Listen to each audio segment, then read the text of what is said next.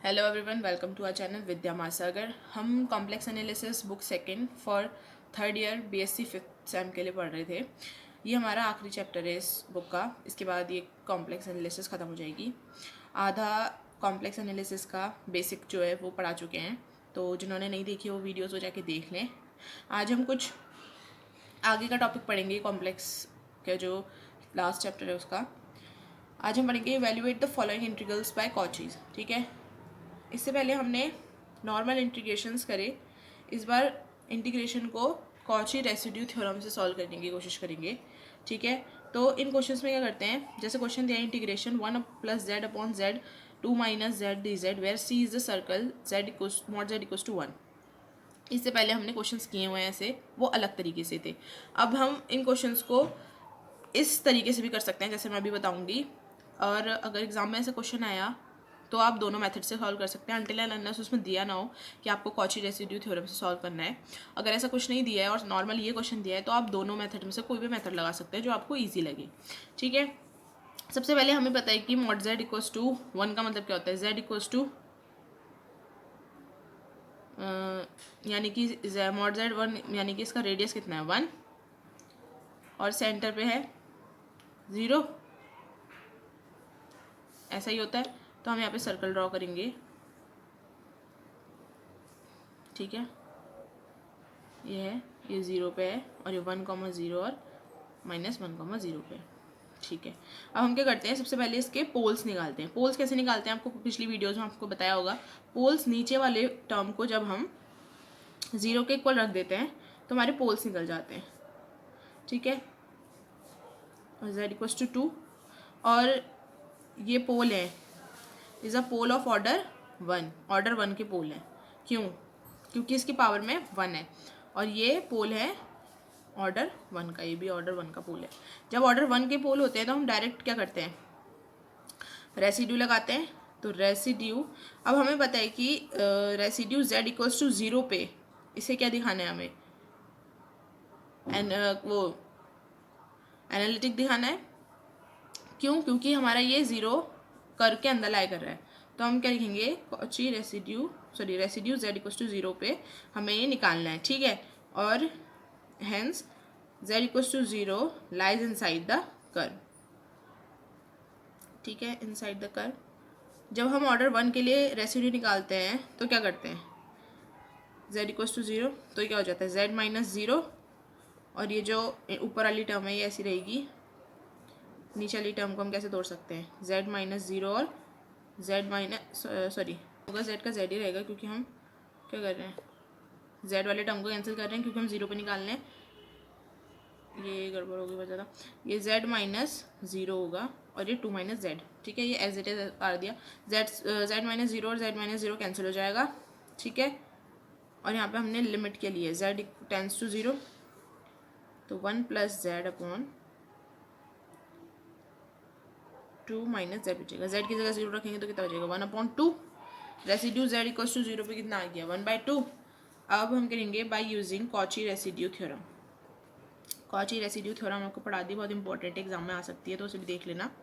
Bye Cauchy residue theorem integration of c f(z) dz is equals to 2πi residue of z = zr होता है।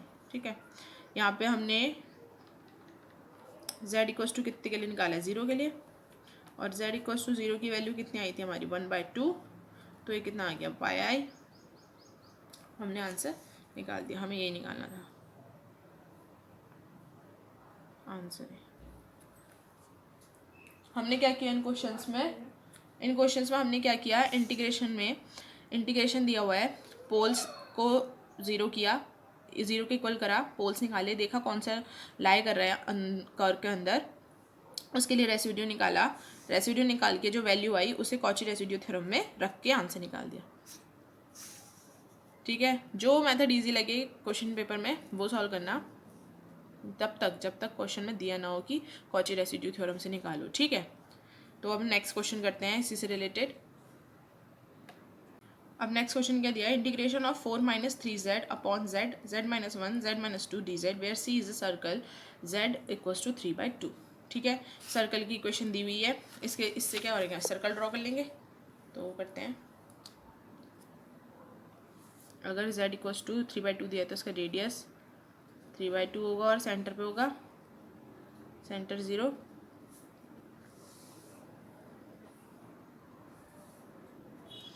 0, 3/2, 0 और -3/2, 0। ठीक है, अब पोल्स निकालने के लिए क्या करना होता है, नीचे वाले टर्म को क्या होता है 0 के इक्वल, हमने किया 0 के इक्वल, z0 आया, z1 आया, z2 आया, किस, it is a pole of order 1, सब ऑर्डर 1 के पोल है। ठीक है, ये लिखना बहुत ज़रूरी है कि कौन से ऑर्डर के हैं, क्योंकि जब तक ऑर्डर 1 होता है तब तक तो हम सिंपल जो हम अभी रेसिड्यू निकाले थे वैसे करते हैं, पर जैसे ही ऑर्डर 2 हो जाता है हमारा फॉर्मूला चेंज हो जाता है। ठीक है, ये किया। अब 0, 1 अंडर द कर्व लाई कर रहे हैं, पर 2 नहीं कर रहे हैं क्योंकि वो 2 बाहर चल जाता है, 1.5 से बाहर चल जाएगा 2। तो z equals to 0, 1 lies inside the curve. तो इसके लिए हम निकालेंगे क्या, रेसिड्यू इनसाइड द कर्व। पहले किसके लिए निकालेंगे, रेसिड्यू z इक्वल्स टू 0 पे निकालते हैं। तो क्या हो जाएगा, z minus 0, 4 minus 3z upon z minus 0, z बना z माइनस 0, z माइनस 1 और z माइनस 2। z से z किया, लिमिट कितनी ली है, z टेंड्स टू 0, तो 4 minus 3z upon z minus 1 और z माइनस 2 बचा। तो कितना हो जाएगा, 4 अपॉन -2, कितना हो जाएगा, माइनस का 2। रेसिड्यू 0 के लिए माइनस का 2 आ गया। अब हमको किसके लिए निकालना है दूसरा, रेसिड्यू z इक्वल्स टू 1 पे। तो हो जाएगा z minus 1, 4 minus 3z upon z minus 0, z minus 1, z minus 2। z minus से z माइनस वाला टर्म चला गया, लिमिट कितनी जाएगी इसमें 1, 4 minus 3z upon z minus 2, 1 रखेंगे यहाँ पे तो कितना आ जाएगा, 1 अपॉन माइनस का 1, तो ये कितना आ जाएगा, माइनस का 1 आ जाएगा। ये हमारी रेसिड्यूज दोनों में कितनी आ गई वैल्यूज़, ये माइनस माइनस प्लस हो जाएगा, सॉरी ये -1, ठीक है। ठीक है, अब हमने दोनों के लिए वैल्यू निकाल दी। अब हम क्या कर सकते हैं, by using Cauchy residue theorem,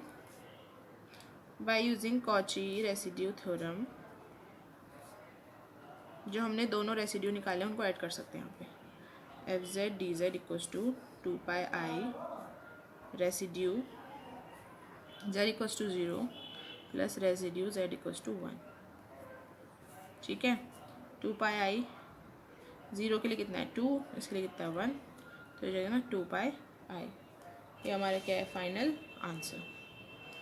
हमने सेम इसमें भी यही करा, पोल्स निकाले, देखा कौन सा इनसाइड द कर्व है, रेसिड्यूज़ निकाले, लास्ट में रेसिड्यूज़ को ऐड कर दिया। ठीक है, बहुत इजी है ये क्वेश्चन, पुराने वाले मेथड से तो ज़्यादा इजी है, डायरेक्ट हो जा रहा है।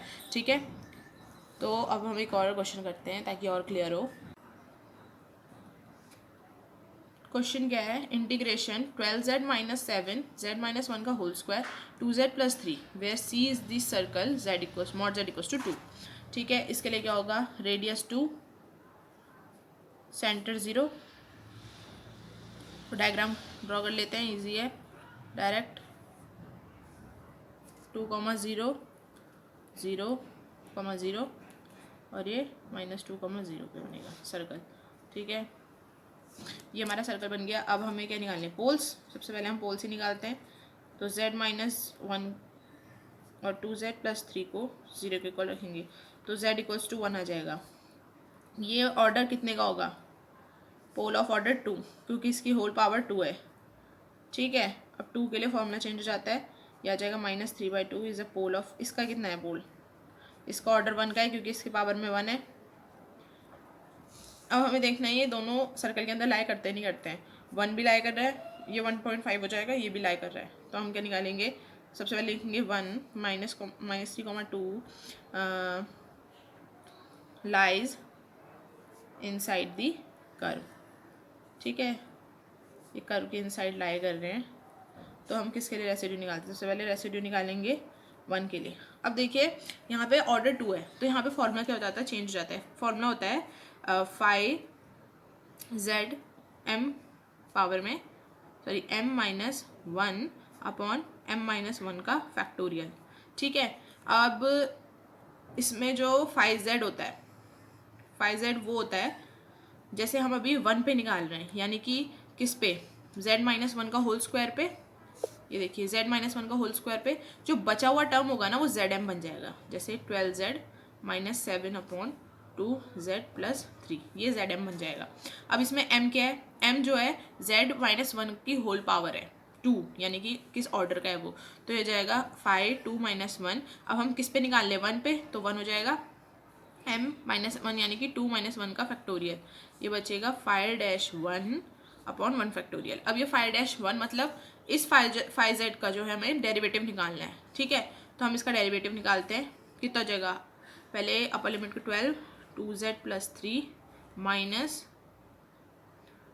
2 12z-7 अपॉन 2z+3 का होल स्क्वायर, ऐसे ही बनेगा। अब हम क्या करेंगे, हमें 5-1 पे निकालनी है वैल्यू, 5-1 पे, ये हमारा 5-z आ गया, और हमें निकालनी है 5-1 पे वैल्यू, तो हम 1 रख देंगे सब जगह, तो ये 5 हो जाएगा। 12 - 7 कितना होता है 5, और अपॉन में 5 का होल स्क्वायर, 12 5 जा 60, 5 जा 10, 5 5 जा 25, यानी कि 50 अपॉन 25, 25 2 जा 50। हमारा क्या आ गया, रेसिड्यू z=1 पे 2 आ गया। ऑर्डर 2 के लिए ये फॉर्मूला याद रखना, 5z होने बोला जिसके लिए हम रेसिड्यू निकाल रहे होते हैं, उस टर्म को छोड़ के सारी टर्म्स जो होती हैं 5z बन जाती है, और डिपेंड करता है कि हमारा ऑर्डर कितने का है, उस हिसाब से हम उसका डेरिवेटिव निकालते हैं। ठीक है, रेसिड्यू z=1 पे वैल्यू आ गई। अब रेसिड्यू z=-3/2 पे निकालनी है वैल्यू, इसके लिए तो ऑर्डर 1 है, डायरेक्ट हो जाएगा, क्या होगा +3/2 12z-7 upon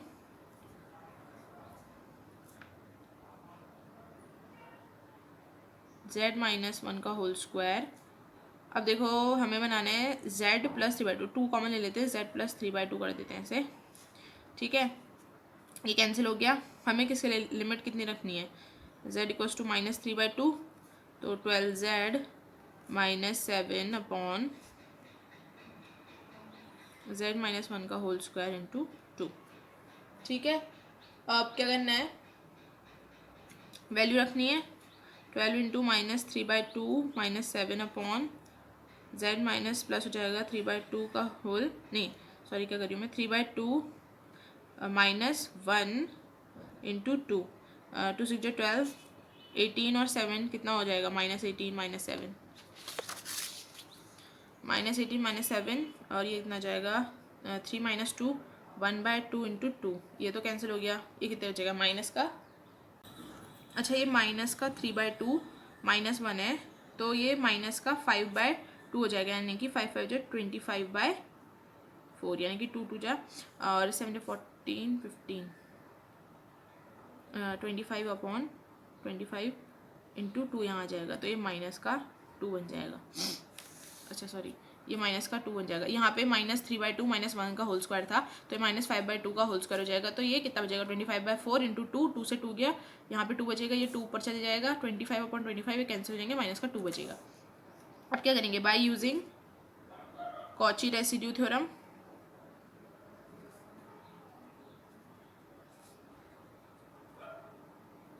integration c(f(z)dz 2πi residue z= कितने पे 1 प्लस रेसिड्यू कितने पे z= -3/2 पे 2πi रेसिड्यू z= 1 पे कितनी वैल्यू आई हमारी 2, और इसके लिए -2, तो 2 - 2 कितना होगा 0, तो हमारा ये आ गया 0 आंसर।